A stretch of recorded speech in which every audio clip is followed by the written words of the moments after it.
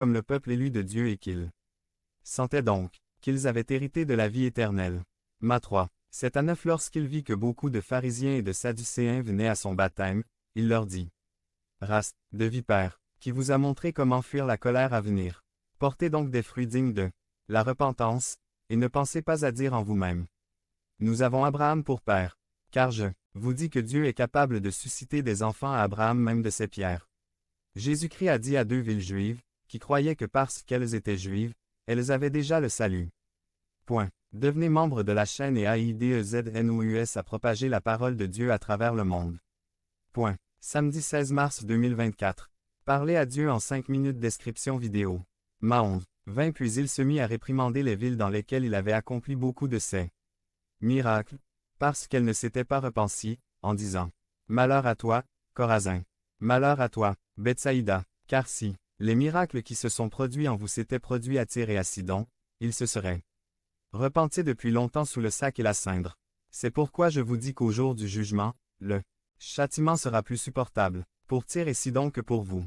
Rome 2. 9 à 11 Tribulation et angoisse pour tout être humain qui fait le mal, aux Juifs d'abord et aussi aux Grecs, mais gloire, honneur et paix à quiconque fait le bien, aux Juifs d'abord et aussi aux Grecs, parce qu'il n'y a aucune partialité envers Dieu. Rome 3. 9 Et alors, sommes-nous meilleurs qu'eux? En aucun cas.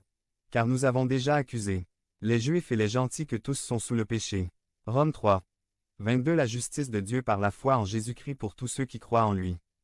Parce qu'il n'y a aucune différence. Pour que ce soit clair, toutes les personnes présentes, quelle que soit votre religion, que vous soyez secrétaire, enseignant ou président municipal, si vous n'avez pas Jésus-Christ dans votre vie, chaque jour qui passe et chaque pas que vous faites prend, tu te rapproches de plus en plus de l'enfer. Il y a un tableau de Michel-Ange intitulé Le Jugement dernier. Ceux qui vont en enfer sont des meurtriers, des ivrognes et des prostituées, mais aussi des dirigeants ecclésiastiques, des hommes politiques et des hommes d'affaires, des Africains noirs et des Anglo-Saxons blancs. Et personne n'échappera au jugement final. Nous vivons dans la plus grande concentration urbaine du monde. De Xochimilco au jardin de Morlo, de Chalco à Santa Fe, un jour nous devrons tous comparaître devant le tribunal du Christ, du président de la République, même le patron d'Apple, et les milliardaires, les puissants, ceux qui ont des armes achetées aux États-Unis, les belles personnes comme Miss et Monsieur Univers, ce jour-là, verront ce que le monde exalte et applaudit aujourd'hui, ce jour-là. Le jour sera comme de la poussière devant le juste juge. 2. Que va-t-on juger? Rome 2. C'est ce qui rendra à chacun selon ses œuvres.